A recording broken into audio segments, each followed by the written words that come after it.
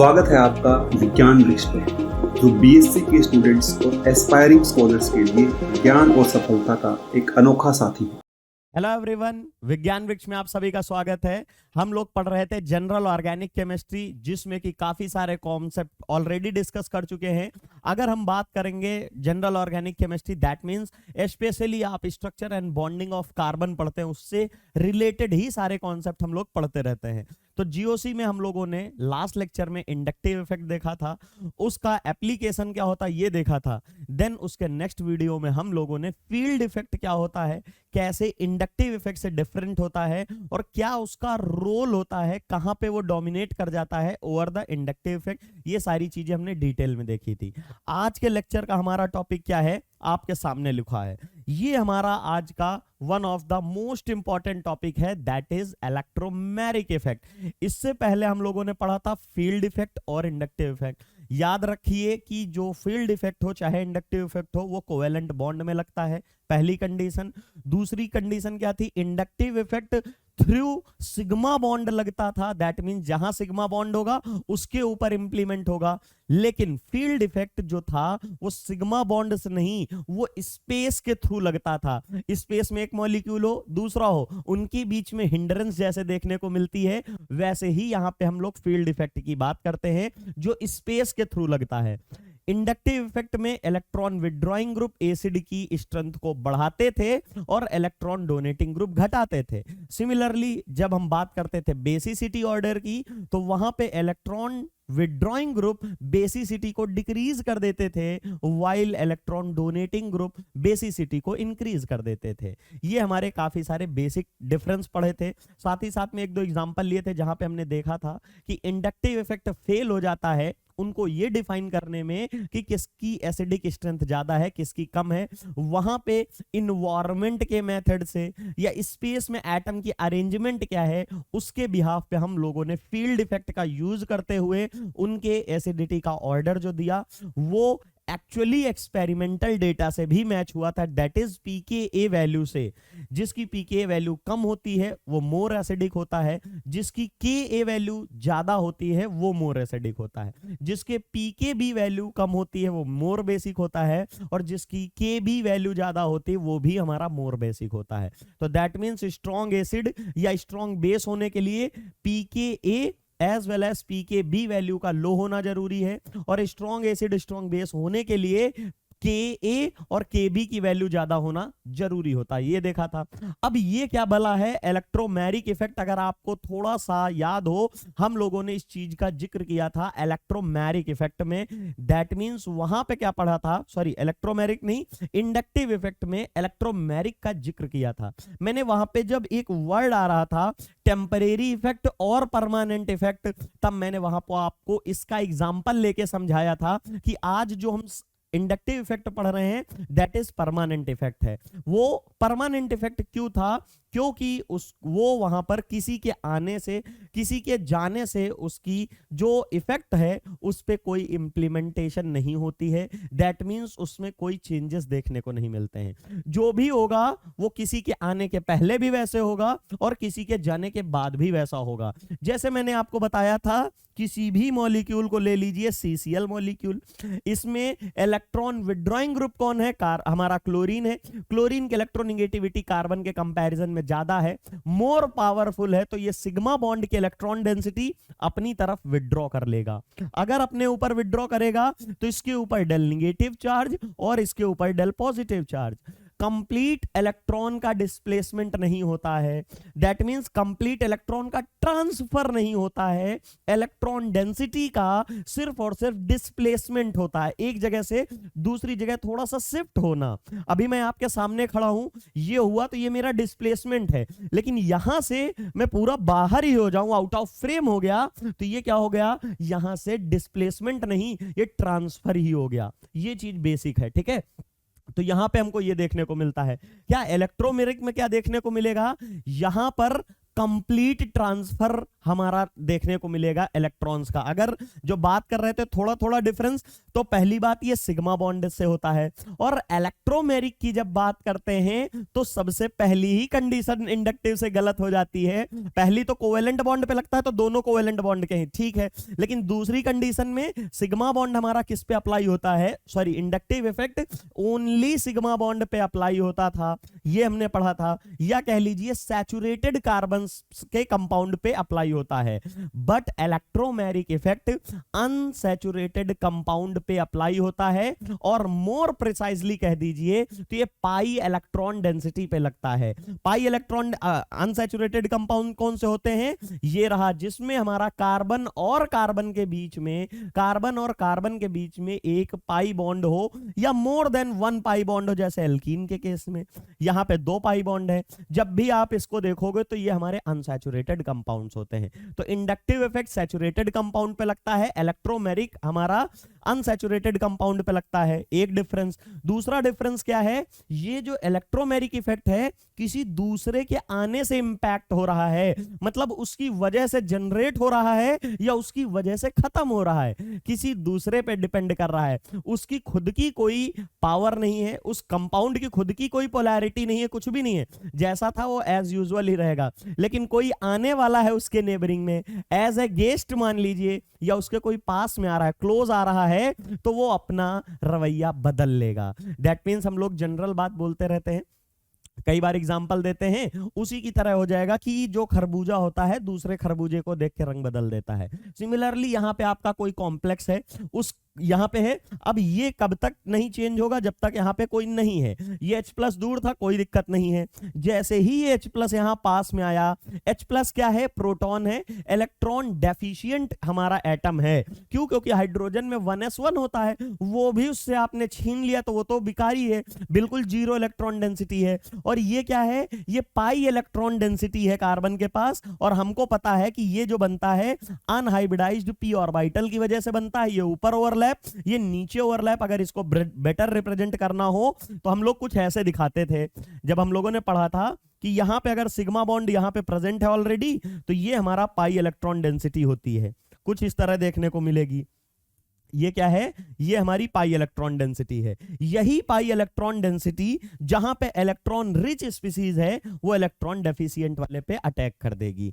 ऐसा कुछ होगा, डायरेक्ट नहीं करेगी। होता क्या है, पहले यहां पे आपको देखने को मिलेगा, यहां पे क्या होगा, सेपरेशन। अगर मान लीजिए इधर से आ रहा है, ये क्या है, इलेक्ट्रॉन विड्रॉइंग ग्रुप, मतलब यहां पे क्या है, ये इलेक्ट्रॉन डेफिशिएंट ग्रुप है। तो ये कार्बन क्या करेगा, ये जो पाई इलेक्ट्रॉन डेंसिटी है ये अपने ऊपर खींच लेगा। अब अपने ऊपर खींच लेगा, फिर से वही एग्जांपल दूंगा, NaCl में क्लोरीन पूरा का पूरा इलेक्ट्रॉन ले लेता है तो कैसा बन जाता है, निगेटिव।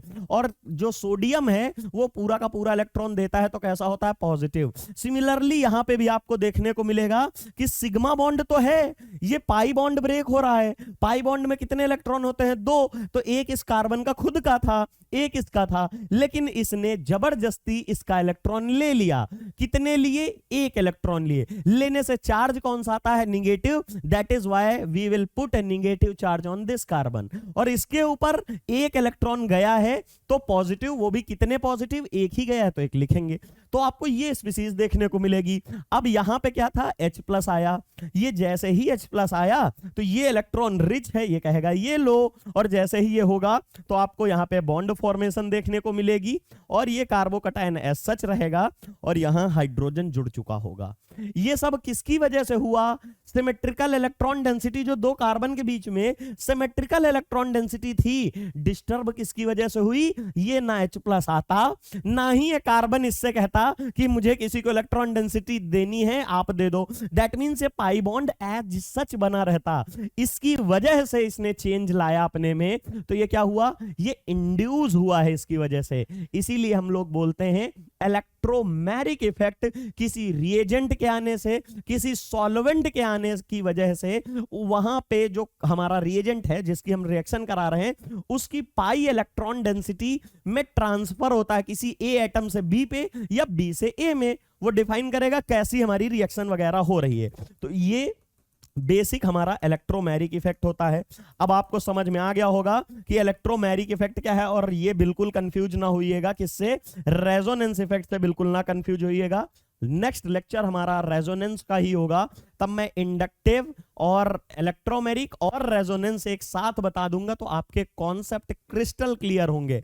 यहां पे पाई इलेक्ट्रॉन देख के इसको रेजोनेंस मत समझ लीजिएगा। रेजोनेंस और इलेक्ट्रोमेरिक इफेक्ट में डिफरेंस है, ये किसी रिएजेंट के आने की वजह से होता है, लेकिन रेजोनेंस में क्या होता है, रेजोनेंस में भी पाई इलेक्ट्रॉन का ही ट्रांसफर होता रहता है। जैसे बेंजीन के केस में हम लोग देखते हैं क्या होता है, यहां पे ऑर्बिटल्स अनहाइब्रिडाइज्ड पी ऑर्बिटल होती हैं, तो इसमें क्या देखने को मिलता है, इलेक्ट्रॉन डेंसिटी का तो ट्रांसफर होता है, लेकिन वो कॉन्टिन्यूअस होता रहता है। किसी भी इलेक्ट्रॉन स्पीसीज हो, इलेक्ट्रॉन डेफिशिएंट स्पीसीज हो या इलेक्ट्रॉन रिच स्पीसीज हो, उसके आने की वजह से ये नहीं होता है। ये जो एक दूसरे में डिलोकलाइजेशन हो रहा है, above the ring below the ring, एक प्लेन में हमारी बेंजीन है, प्लेन है, और ऊपर वाले सारे जो 6 पी ऑर्बिटल हैं 6 कार्बन के, उनमें एक एक इलेक्ट्रॉन डेंसिटी है। आपको पता है अनहाइब्रिडाइज्ड कार्बन की यही तो हमारी होती है, ये कुछ हाइब्रिडाइजेशन, ठीक है।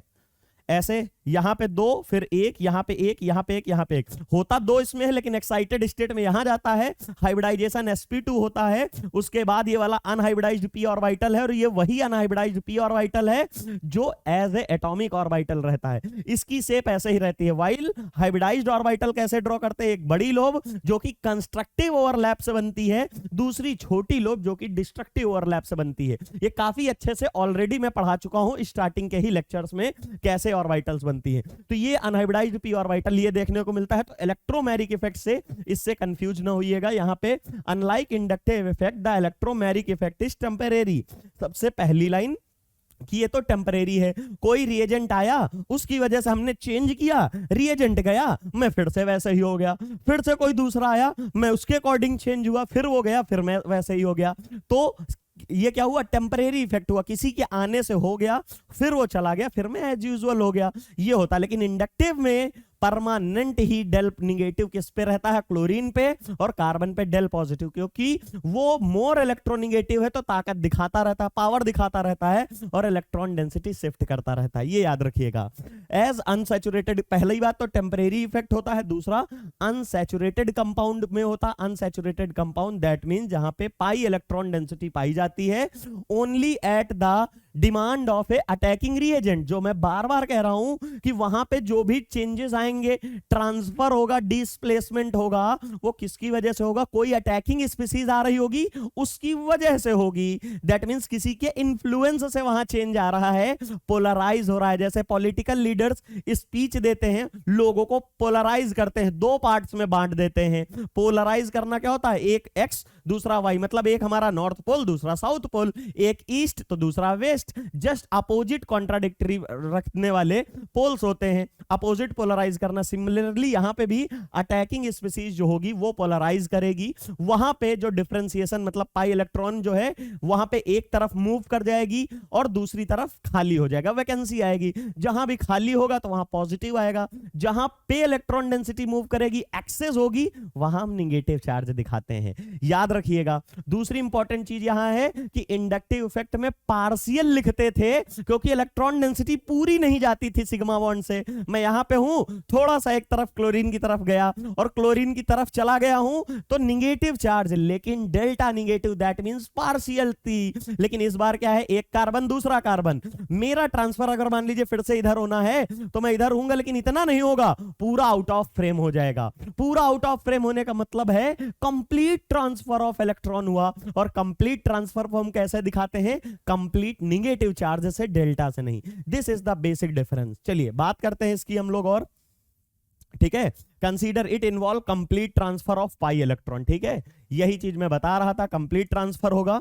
दूसरी बात है consider the example of attack of nucleophile CN to a carbonyl. अगर आप कार्बोनिल का देखिए ये कैसे रहता है, कार्बोनिल क्या होता है, CO ग्रुप। अब यहाँ पे एल्डिहाइड है, कीटोन है, कार्बोक्सिलिक एसिड है, हमारा एल्किल हैलाइड है, एल्किल अनहाइड्राइड, मतलब कुछ भी कार्बोक्सिलिक तुक्का कुछ भी है, बस आपका CO ग्रुप होना चाहिए, इसे कार्बोनिल बोलते हो। इसमें कुछ भी हो सकता है, यहाँ पे R लगाओ, X लगाओ, एल्किल हैलाइड हो गया। इधर R लगाओ, इधर R लगाओ, आपका क्या हो जाएगा, कीटोन। इधर R लगाओ, इधर H लगा दो, एल्डिहाइड हो गया। कार्बोक्सिलिक एसिड के लिए इधर R लगा दो, इधर OH लगा दो, कार्बोक्सिलिक एसिड हो गया। इसी तरह एसिड एनहाइड्राइड बना सकते हो, बहुत सारी चीजें बना सकते हो, एक्टिव मिथिलाइन कंपाउंड भी बना सकते हो। तो होता क्या है, मेन आपका ये कार्बोनिल है।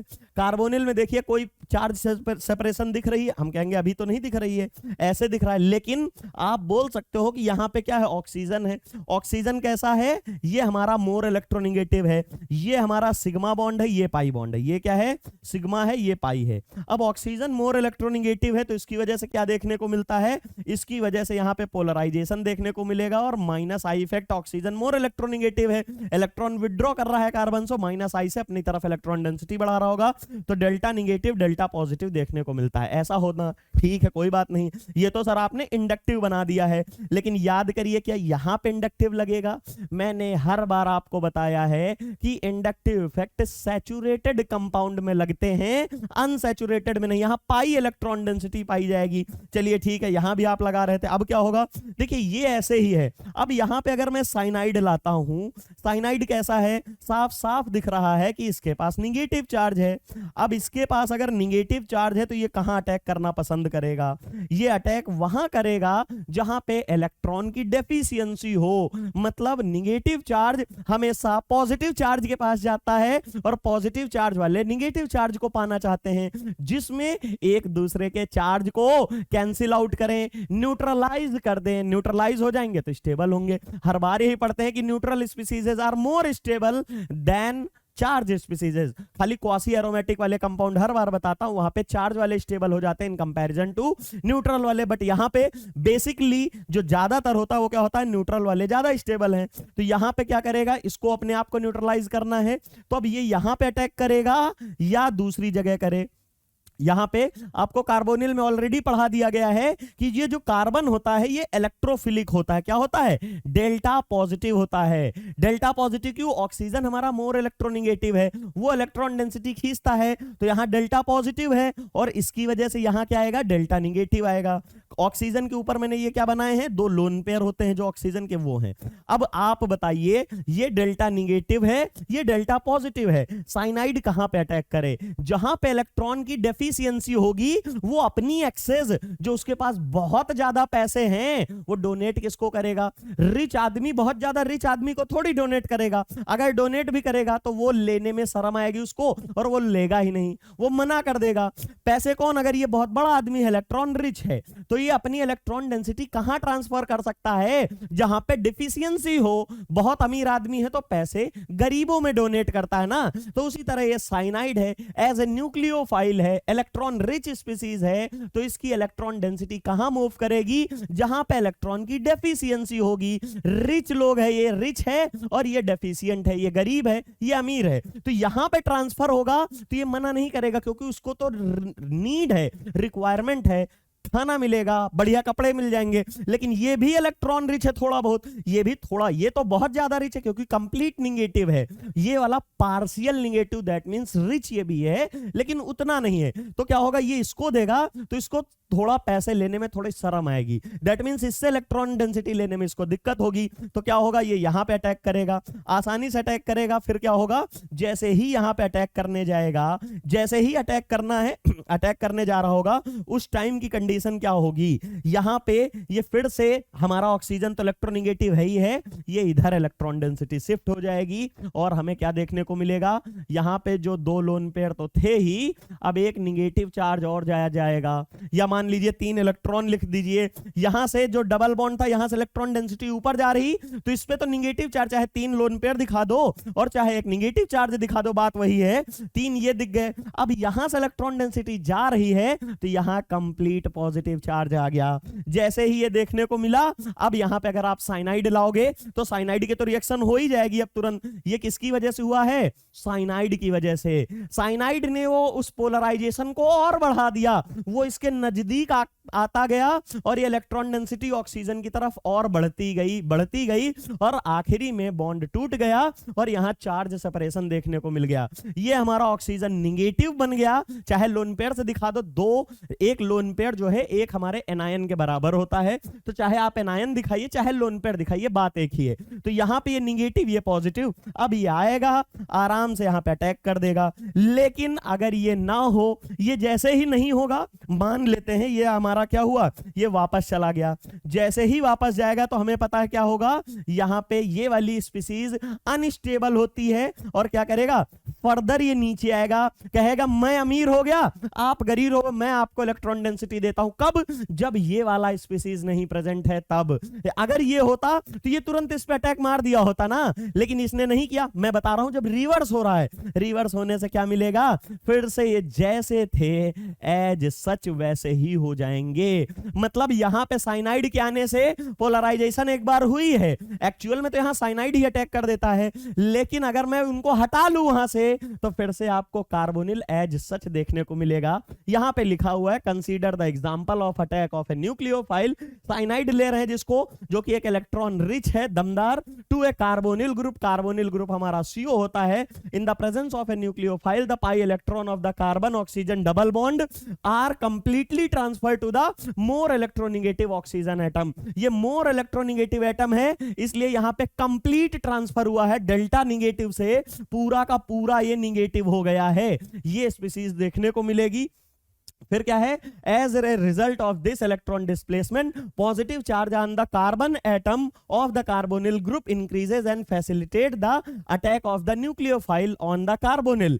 क्या हुआ कि जैसे पहले था डेल पॉजिटिव था, यहां वाली कंडीशन क्या थी, डेल पॉजिटिव है, मतलब इसके पास गरीबी है लेकिन थोड़ी कम है।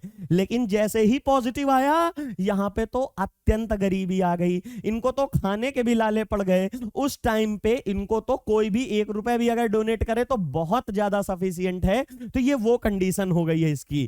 तो अगर साइनाइड है तो ये इसके ऊपर अटैक कर देगा, नहीं है आप हटा लोगे तो ये इनसे वापस मांग लेगा। मांगेगा क्या, वो खुद ही, उसको शर्म आ जाएगी, वो खुद वापस कहेगा मेरे पास बहुत ज्यादा है, आप रख लो, आप रख लो, मैं भी स्टेबल हो जाऊंगा, जो एक्सेस है मेरे अकाउंट में नहीं आ पा रहे हैं, आप रख लो, मैं भी न्यूट्रल हो जाता हूं और आपको भी कुछ हो जाएगा। तो ये रिवर्स हो जाती है कंडीशन अगर कोई अटैकिंग न्यूक्लियोफाइल ना मिले वहां पे। तो such complete transfer of electron of a multiple bond to one of the bonded atoms usually more electronegative. तो ज्यादातर केसेस में क्या देखते हैं, मोर इलेक्ट्रोनेगेटिव की तरफ ट्रांसफर हो जाता है। कई के आप कहेंगे सर ऐसा कौन सा केस है इलेक्ट्रोपॉजिटिव?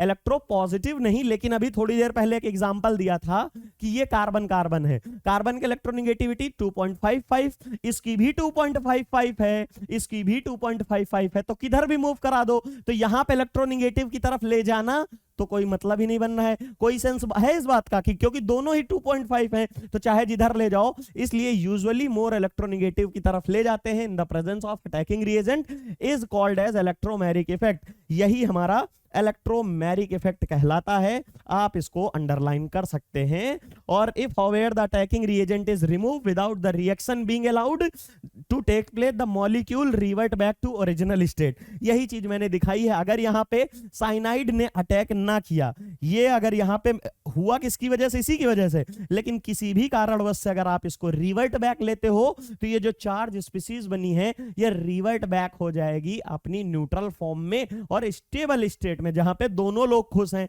यहां पे इनके पास इतना पैसा हो गया है कि ब्लैक मनी हो गई और इसके पास क्या है, इतनी ज्यादा डिफिशियंसी हो गई कि खाने के पैसे नहीं। तो ये फिर से नॉर्मल और अपनी न्यूट्रल स्टेट में आएंगे, ये इसको डोनेट कर देगा क्योंकि इसके पास डिफिशियंसी थी।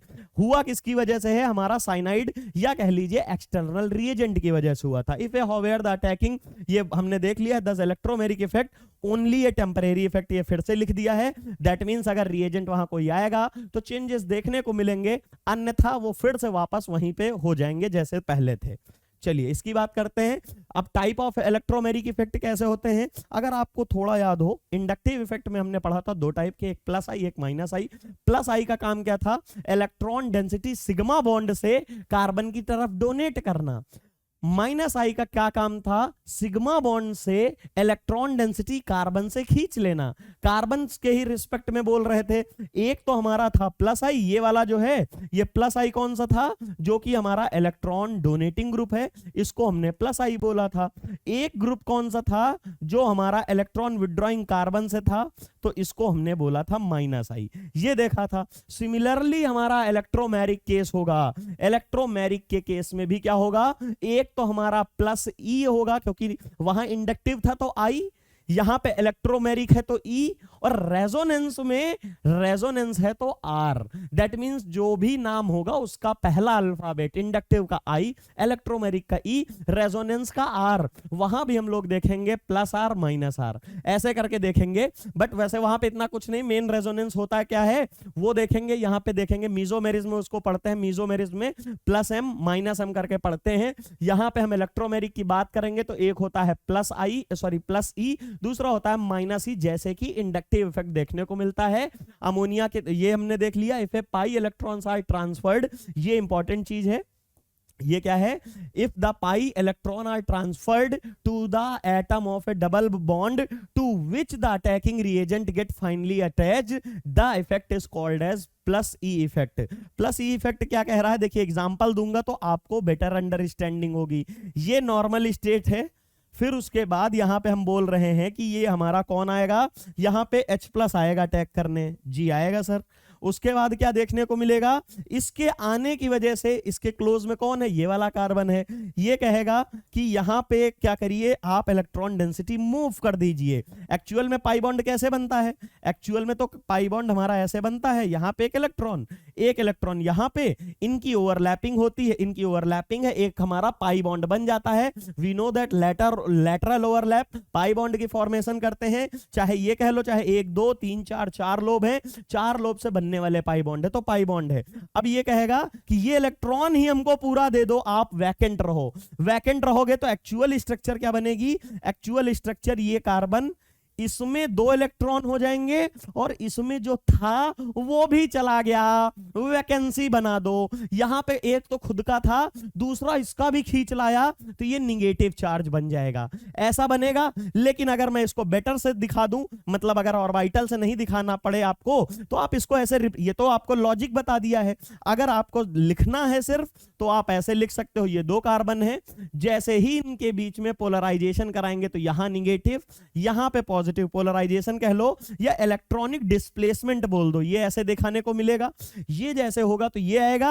अब हमारी नेक्स्ट स्पीसीज क्या है, यहां पे H प्लस है, H प्लस पे ये इलेक्ट्रॉन डेफिशिएंट है, पॉजिटिव तो डेफिशिएंट ही होता है, जैसे ही ये देखने को मिलेगा ये निगेटिव, इसको कहेगा ये लो रख लो इलेक्ट्रॉन। जैसे ही ये इलेक्ट्रॉन इसको देगा तो रिजल्टेंट स्पीसीज आपको क्या देखने को मिलेगी, ये तो एज सच पॉजिटिव का पॉजिटिव ही रह गया, डेफिशिएंट ही रह गया, लेकिन इसने इलेक्ट्रॉन डेंसिटी इसको दे दी तो यहां पे बॉन्ड फॉर्मेशन हो जाएगा। अब देखिए यहां पे बोला क्या गया था, अब आपको समझ में आएगा कि जो पाई इलेक्ट्रॉन डेंसिटी किस पे मूव करी, इस कार्बन पे, और इसी कार्बन पे आने वाली अटैकिंग स्पीसीज जुड़ भी रही है, तो इसी टाइप के ग्रुप्स को आप प्लस ई इफेक्ट कहते हो। फिर से सुन लीजिए, समझा देता हूं। If the pi electron are transferred to that atom of a double bond, मतलब किस पे हो, उस एटम पे हो जिस पे attacking reagent get finally attached, मतलब इस पे हुआ है ट्रांसफर और इसी पे अटैच हो जाए आके, जो कि जिसकी वजह से इलेक्ट्रॉन पूरा ट्रांसफर हो रहा है, किसकी वजह से हुआ, ये H प्लस की वजह से हुआ। कार्बोनिल में देखिए क्या हुआ था, कार्बोनिल में हमने बोला था साइनाइड वाला, तो साइनाइड में क्या हुआ, इलेक्ट्रॉन डेंसिटी यहां गई इसके वजह से, और ये यहां पे अटैच होता है और बनने वाली स्पीसीज O निगेटिव और CN होता है। तो ये किस टाइप का होगा, ये माइनस ई होगा, क्योंकि इलेक्ट्रॉन डेंसिटी तो यहां जा रही है लेकिन अटैकिंग रिएजेंट दूसरे पार्ट पे जाके अटैक कर रहा है, दूसरे पार्ट पे करेगा, तो हम कहेंगे ये माइनस आई है।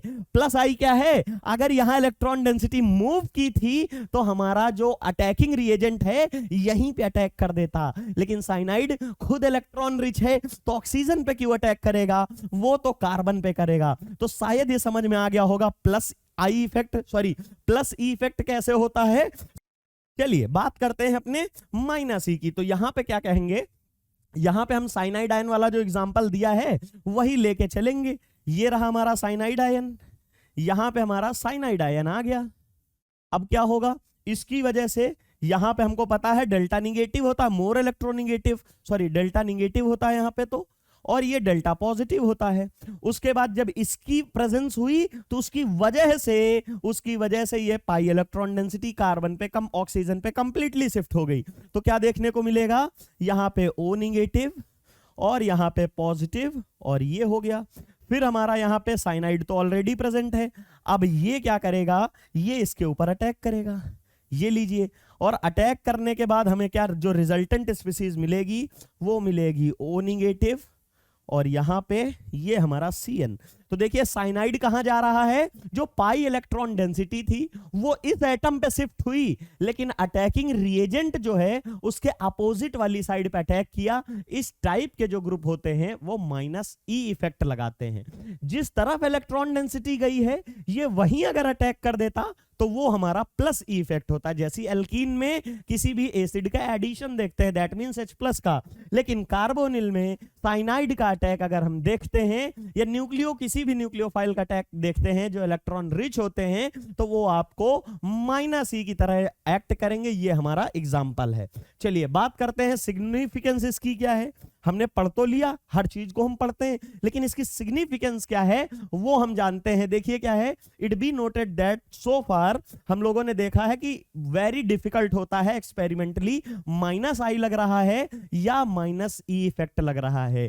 -I और -E का कहने का क्या मतलब है, देखिए यहां पे CO ग्रुप है और ये हमारा R है, ठीक है बिल्कुल। अब इसमें क्या है, ये क्या है, कौन सा ग्रुप है, ये हमारा सिग्मा बॉन्ड है, ये पाई बॉन्ड है। हम लोग बोलते हैं जो सिग्मा बॉन्ड होता है उससे क्या लगता है, इंडक्टिव इफेक्ट लगता है। तो ये क्या लगा देंगे यहां पे, इसको तो हम यहां बोलेंगे कि सिग्मा बॉन्ड की वजह से जो डेल्टा निगेटिव आ रहा है ये किसकी वजह से आ रहा है, इलेक्ट्रो इंडक्टिव इफेक्ट से, और इसकी वजह से यहां जो पॉजिटिव चार्ज आ रहा है वो पार्शियल होगा, उसको हम डेल्टा पॉजिटिव बोल देंगे। सिमिलरली -I इफेक्ट क्या होगा, इसका -E इफेक्ट क्या होगा कि कोई साइनाइड आयन आया उसकी वजह से पाई इलेक्ट्रॉन डेंसिटी कंप्लीटली यहां मूव कर जाए और ये कैसा बन जाए, पूरा कंप्लीट निगेटिव बन जाए, ठीक है। ये क्या हुआ, कंप्लीट निगेटिव बनता दिखेगा और ये कंप्लीट पॉजिटिव दिखता है। अब आप सिंपल से वर्ड्स में समझ जाइए क्या होगा कि चाहे जो कंडीशन हो दोनों ही केस में रिजल्ट एक आना है। यहां पे साइनाइड को अगर आप रखोगे साइनाइड को, तो इसका चाहे इस वाले इंडक्टिव इफेक्ट ये -I का केस है, इस साइड क्या है -I है, इस साइड -E है। चलिए इसको दिखाता हूं, ये -I है और ये -E है। That means electromeric pi electron की डेंसिटी को शिफ्ट हो रहा है साइनाइड आयन की वजह से, ये टेम्परेरी है, और -I क्या है, इसका सिग्मा बॉन्ड्स इलेक्ट्रॉन डेंसिटी अपनी पावर दिखा के खींच रहा है, वो इसका परमानेंट इफेक्ट है। चाहे जो इफेक्ट कंसीडर करो लेकिन बच्चा रिजल्ट एक ही आएगा कि ये अटैक यही करेगा, चाहे पार्शियल पॉजिटिव की वजह से हो चाहे कंप्लीट पॉजिटिव की वजह से हो। दैट इज वाई यहां पे हमने ये लिखा है कि एक्सपेरिमेंटली ये बता पाना कि -E की वजह से रिएक्शन हुई है, -I की वजह से इंपैक्ट देखने को मिला है, ये एक्सपेरिमेंटली अभी प्रूफ नहीं कर पा रहे हैं, डिफिकल्ट होता है काफी। But the fact the reactivity of a molecule increases considerably upon the close approach of reagent. ये लेकिन ये बताया गया कि जैसे जैसे मॉलिक्यूल हमारा इसमें देखिए क्लोज आ रहा है तो ये क्या होगा, यहाँ पे जो सेपरेशन है -I की वजह से जो था वो बढ़ जाएगा, क्योंकि पहले खाली सिग्मा इलेक्ट्रॉन डेंसिटी ट्रांसफर हो रही थी और ये जैसे ही जैसे पास में आएगा तो पाई इलेक्ट्रॉन डेंसिटी भी ट्रांसफर होगी। दैट मींस पार्शियल निगेटिव वाला जो था वो कंप्लीट निगेटिव की तरफ जाने लगेगा, जो 50% वाला बच्चा है वो 90% की तरफ या 100% की तरफ मूव करता दिखेगा। तो इससे क्या है, रिएक्टिविटी तो इंक्रीज ही हो जाएगी। वही चीज हमने यहां पे बोल रखी है आपके सामने। इलेक्ट्रॉनिक इफेक्ट क्या है, reagent definitely suggest involvement of some electronic effect. चलिए in certain molecule both -I effect operate together. किसी में कई उसमें देखने को मिलते हैं जहां -E और -I दोनों एक साथ लगते हैं, जैसा अभी हमने कार्बोनिल में ही देख लिया। अगर आप कंसीडर करना चाहो तो इसी में देख सकते हो। फिर क्या है, some time they assist reinforces each other and some time they opposes. अगर पीछे वाले एग्जांपल में देखिए, ये हमने जो दिया है यहां पे क्या है, -I और -E दोनों एक ही डायरेक्शन में इलेक्ट्रॉन डेंसिटी बढ़ा रहे हैं और दूसरी तरफ दोनों ही डेफिशिएंसी बढ़ा रहे हैं। दैट मींस दोनों एक दूसरे की हेल्प कर रहे हैं, दोनों एक जैसे ही आंसर बता रहे हैं, लेकिन कभी कभी क्या होता है कि ये दोनों एक दूसरे को अपोज कर जाते हैं, और उस केसेस में क्या है, वहां पे अपोज कर जाएंगे तो वहां की रिएक्टिविटी चेंज होगी। whenever they opposes each other, always minus I effect dominate over the inductive effect। ये याद रखिएगा, ये तो जरूरी चीज है, ये जो है ये लाइन जरूरी चीज है कि इंडक्टिव इफेक्ट कमजोर होता है। हर बार मैं आपको बताता हूं, बहुत ही ज्यादा वीक इंडक्टिव इफेक्ट लगाता है। जब सारे इफेक्ट फेल हो जाएं तब इंडक्टिव के पास आते हैं, और जब इंडक्टिव भी फेल होता है तब हम मूव करते हैं फील्ड इफेक्ट की तरफ, जो कि लास्ट लेक्चर में हम लोगों ने देखा था। मतलब ये बहुत वीक होता है। सबसे स्ट्रॉन्ग अगर देखते हैं तो एरोमेटिसिटी वाला फैक्टर, फिर रेजोनेंस वाला फैक्टर, फिर हाइपर कॉन्जुगेशन पढ़ेंगे, हाइपर कॉन्जुगेशन वाला फैक्टर, देन हमारा आता है इंडक्टिव इफेक्ट, और उसके बाद इलेक्ट्रोमैरिक इफेक्ट, उसके बाद इंडक्टिव इफेक्ट, और सबसे ज्यादा पुअर हमारा फील्ड इफेक्ट है। ये हम सारी चीजें देख रहे थे। ये डिफरेंस है हमारा इलेक्ट्रोमैरिक और इंडक्टिव इफेक्ट्स के बीच में। ये ऑलरेडी अभी हम सारी चीजें डिस्कस कर चुके हैं। वही मैंने यहां पे लिखा है कि जो इंडक्टिव इफेक्ट होता है वो सैचुरेटेड कंपाउंड्स पे लगता है, दैट मींस सिग्मा बॉन्ड्स पे लगता है। दूसरी चीज, ये परमानेंट इफेक्ट होता है। परमानेंट क्यों होता है? क्योंकि ये किसी के आने जाने से चेंज नहीं होता है। वहां पे जो मोर इलेक्ट्रोनेगेटिव है, पावरफुल है, वो सिग्मा बॉन्ड्स इलेक्ट्रॉन डेंसिटी ज्यादा खींच रहा होगा। सिंपल से वर्ड्स में डिस्प्लेसमेंट ऑफ सिग्मा बॉन्ड है, यहां वर्ड का यूज किया है डिस्प्लेसमेंट, मतलब एक जगह से दूसरी जगह जा रहा है, वो भी पार्शियल होता है। लेकिन यहां पे अगर वही चीज देखोगे तो अनसैचुरेटेड में जहां पे पाई बॉन्ड का खेल हो रहा होगा, क्योंकि ये पाई पे लगता है, ये सिग्मा पे लगता है। दूसरी चीज, ये परमानेंट इफेक्ट है, ये टेम्परेरी इफेक्ट है। तीसरी चीज क्या है, यहां पे इलेक्ट्रॉन का डिस्प्लेसमेंट होता है, और यहां पे देखिए वर्ड लिख दिया है मैंने, कंप्लीट ट्रांसफर होता है। जो मैंने अंडरलाइन किए हैं या कलर किए हैं, इसी से ही अगर आप खाली एक एक वर्ड से डिफरेंशिएट करना चाहेंगे, सेंटेंस नहीं बनाएंगे ना, तो एक्चुअल में जो मीनिंग है इसी से ही पता चल जाएगी। थर्ड पॉइंट में क्या है, it does not require any outsiding reagent. याद करिए, इंडक्टिव में कोई रिएजेंट नहीं, हमने उसमें कभी ये नहीं कहा कि कोई आया उसकी वजह से चेंजेस देखने को मिलेंगे। But in case of electromeric effect कोई एक्सटर्नल रिएजेंट आएगा, उसकी वजह से चेंजेस देखने को मिलेंगे। ये हमारा रीजन होता है। साथ ही साथ में फोर्थ पॉइंट में क्या है, does not leave it's electron, मतलब जो इसके इलेक्ट्रॉन होते हैं ना, वो कंप्लीटली मॉलिक्यूलर ऑर्बिटल को नहीं छोड़ते हैं, सिर्फ शिफ्टिंग होती है। और थोड़ी देर पहले मैंने इलेक्ट्रोमैरिक में बताया था कि ये ऑर्बिटल है, ये ऑर्बिटल यहां दो, एक था और एक यहां था, इसका ये कंप्लीट ट्रांसफर इधर होके नई स्पीसीज जो बनती है, ये दोनों निगेटिव, यहां पे दोनों आ गए निगेटिव, और इसमें एक चला गया तो पॉजिटिव, मतलब कंप्लीट ट्रांसफर देखने को मिलता है इसमें। और साथ ही साथ में यहां पे क्या होगा, यहां पे देखेंगे क्या है, due to involvement ions are formed. यहां पे आयंस नहीं फॉर्म होते हैं, किसमें, इंडक्टिव में। हर बार मैं बताता आया हूं कि डेल्टा निगेटिव और डेल्टा पॉजिटिव की फॉर्मेशन होती है, because complete separation of charge, मतलब ट्रांसफर पूरी तरह नहीं होता, जैसे NaCl में होता ना कंप्लीट आयन, उस तरह यहां नहीं होता है, सिर्फ थोड़ा डिफ्लेक्शन आता है, डिस्टॉर्शंस आती हैं, उसकी वजह से पार्शियल सेपरेशन देखने को मिलती है। बट इसमें क्या है, 100% ट्रांसफर देखने को मिलता है यहां पे, इसीलिए आयंस फॉर्म हो जाते हैं। क्या होता है, आयंस फॉर्म हो जाते हैं। अगर पीछे वाला एग्जांपल देख लो, कार्बोनिल वाला, तो वहीं से आपको समझ में आ गया होता कि क्या कहना चाह रहा है। यहां पे ऑलवेज आयंस आर फॉर्म्ड, ये रहा। यहां पे मैंने बताया ना, माइनस आई की वजह से देखो डेल्टा पॉजिटिव डेल्टा निगेटिव, ये आयंस नहीं है, पार्शियल चार्जेस हैं। लेकिन ये कंप्लीट चार्जेस, यहां पे ये पॉजिटिव की जगह निगेटिव बनाइएगा, ठीक है।